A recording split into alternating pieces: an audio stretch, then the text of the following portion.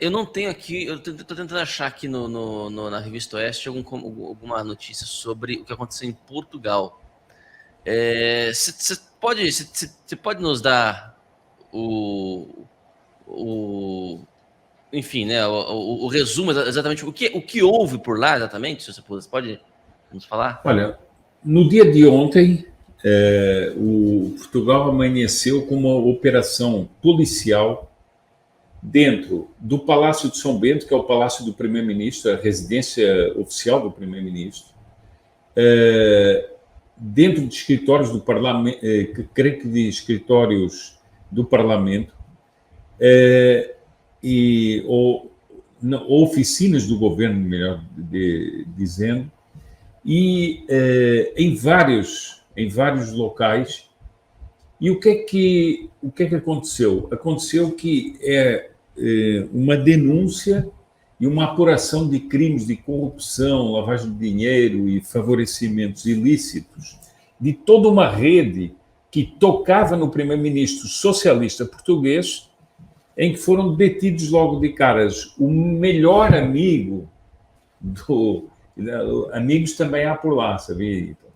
O melhor amigo do primeiro-ministro português e que estava no aparato das suas do oficial, das suas relações oficiais, e também um dos principais assessores, foram os dois detidos.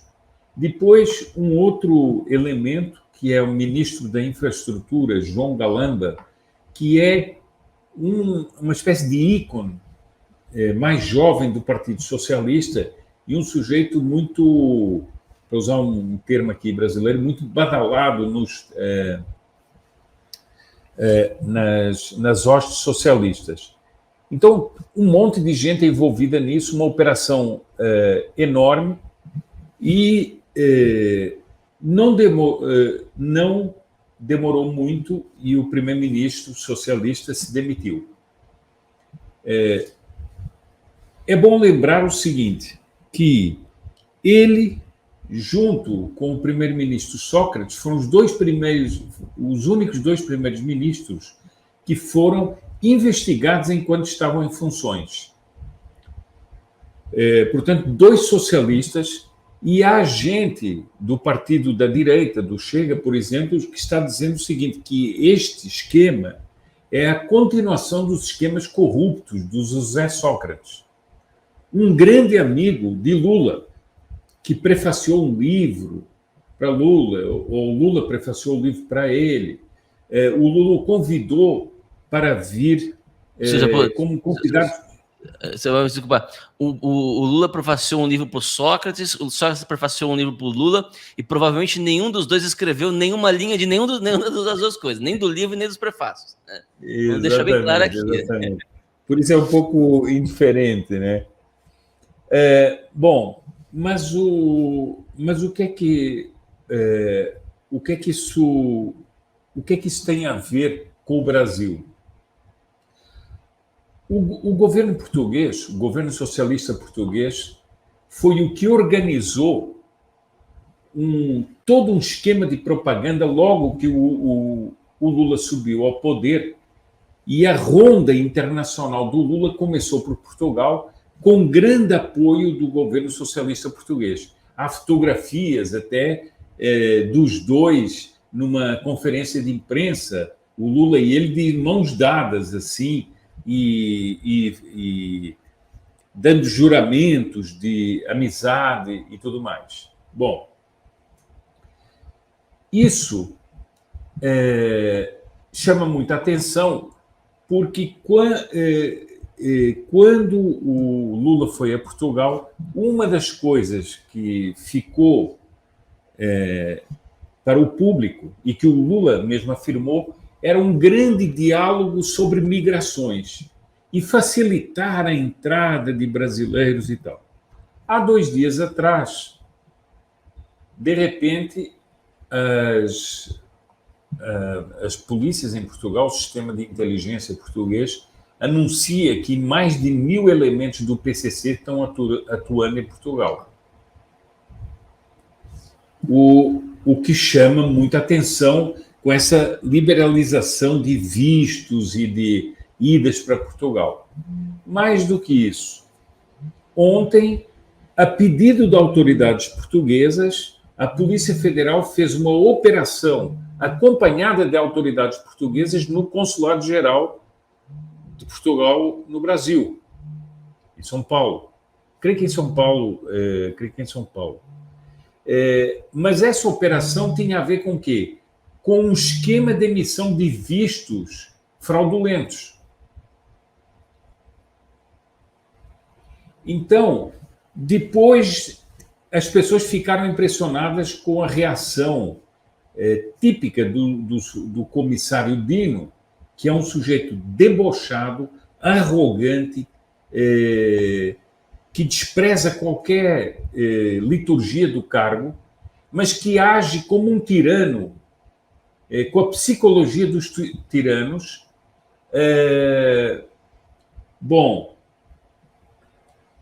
ele veio fazer uma espécie de deboche, dizendo o seguinte: não quero agora cancelar vistos e repatriar brasileiros, porque senão nós vamos pedir o ouro que os portugueses levaram aqui de volta. Ora, você vê que isso é um deboche, mas que isso tenta jogar uma fumaça sobre o que está acontecendo.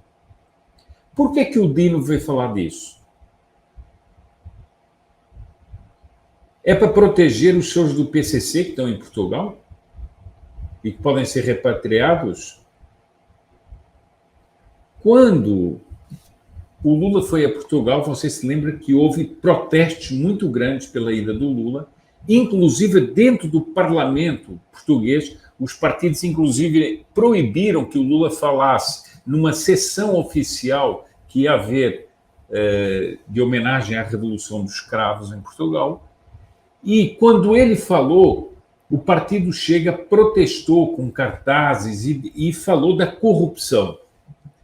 Ora, uma das declarações do líder do partido Chega, que é o André Ventura, ele disse o seguinte: a corrupção, o Sr. Lula representa a corrupção, ele foi livrado por amigos no Supremo, mas nós não protestamos só por causa disso. É que os esquemas corruptos do Brasil se estendem em Portugal e têm conexões com a política portuguesa. E agora nós vemos cair um governo em menos de 24 horas. Alguma coisa tem aí, né? Porque ninguém derruba um governo em 24 horas. Não é isso, é defesa, não, temos que nos defender. Porque... Bom, então, Ítalo, eu vejo nisso, não só a queda de um governo socialista, não é? Por corrupção, mais um governo socialista que cai por corrupção. É preciso lembrar que o José Sócrates esteve preso durante muito tempo.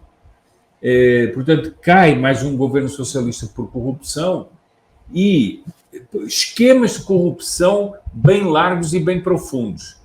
E essa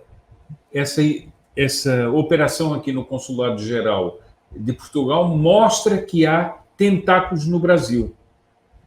Porque, para que vistos para Portugal? Para quê? Para quem? Não sei se você percebe que vai se desenhando uma teia muito maior do que parece à primeira vista e que essa intervenção do Dino foi claramente uma intervenção para criar um caso para desviar a atenção e foi claramente uma atitude de quem está incomodado com o assunto. De fato, né? Uma coisa que deveria ser uma questão, digamos, interna corporis de Portugal, né? Gerar esse tipo de repercussão aqui no Brasil, gerar essa reação a parte do Flávio Dino, há caroço nesse angu, né? Há caroço nesse angu no mínimo, né? Então, é de se perguntar. Agora, você puder, a situação política interna em Portugal, né? Porque o sujeito ali do Partido Socialista caiu, né? Explica para a gente mais ou menos como é que é o processo a partir de agora. O parlamento se reúne para formar um novo governo? Não, é o presidente da República. O presidente da República, ele tem duas opções na mão.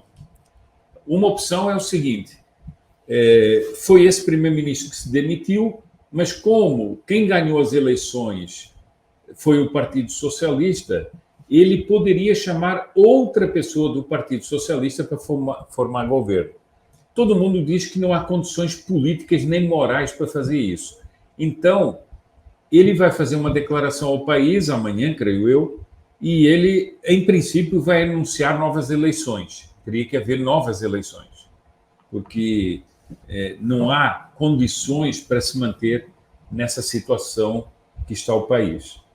E com um escândalo desse atingindo o próprio primeiro-ministro, não é? Não é porque foi um escândalo de alguns ministros. Agora, a situação política é uma situação muito deteriorada, uma situação muito deteriorada em vários aspectos, e um dos aspectos principais é algo que nunca aconteceu em Portugal. Existia um serviço de estrangeiros e fronteiras em Portugal e houve um escândalo por uma pessoa que foi maltratada pelos agentes, acabou morrendo e tal. Mas a gente vê que isso foi um caso trabalhado para o governo socialista acabar com esse serviço de estrangeiros e fronteiras. E quando nós nos demos conta, está cheio de estrangeiros em Portugal que nunca entraram em Portugal. Por exemplo, uma leva imensa de paquistaneses. Ora, além disso, foram facilitadas todas as regras para a entrada de brasileiros. Será que é para a entrada de brasileiros honestos e trabalhadores, como há muitos em Portugal? Ou é um facilitismo para certo tipo de brasileiros? Por exemplo, uma coisa que me chama a atenção, Ítalo, não sei se você se lembra que nós tivemos ministros do Supremo e um monte de gente das instituições, do parlamento, etc., indo fazer um simpósio em Portugal sobre a política do Brasil, sobre os destinos do Brasil, feito em Portugal. Mas por quê? O que é isso? Inclusive com um monte de gente ligada a grandes escritórios da advocacia que estão, por acaso, sempre presentes nesses escândalos. Ontem, um jornalista dizia o seguinte: essa noite, você sabe que existe uma festa em Coimbra, não é só em Coimbra, mas nas universidades portuguesas, chamada Queima das Fitas. A Queima das Fitas cada curso tem uma fita de uma cor, né? Então, a pessoa usa no traje acadêmico a fita daquela cor. E quando a pessoa se forma, há uma festa chamada Queima das Fitas. Acabou. A pessoa se formou. Bom, e esse jornalista dizia o seguinte: eu acho que hoje à noite vai haver muita queima das fitas em muitos escritórios da advocacia. Ou seja, vai haver muita limpeza de papel e muita limpeza de computador, etc., em muitos, e ele dizia, escritórios da advocacia daqui e de fora.